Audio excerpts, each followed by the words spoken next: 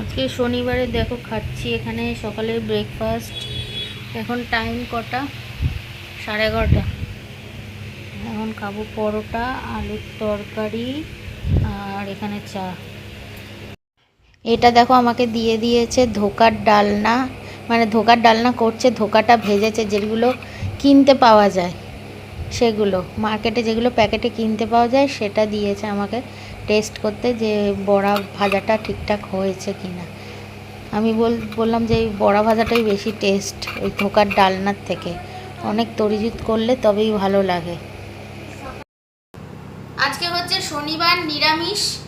এখানে করেছি উচ্ছে আলু ভাজা, আর এখানে শুধু মুগ ডাল, সাদা জিরে আর তোমার শুকনো লঙ্কা ফোড়ন দিয়ে করেছি, পাতলা পাতলা না ঘন ডাল। আর এদিকে হচ্ছে গাজর, বরবটি, বেগুন, আলু দিয়ে একটা নিরামিষ তরকারি করেছি।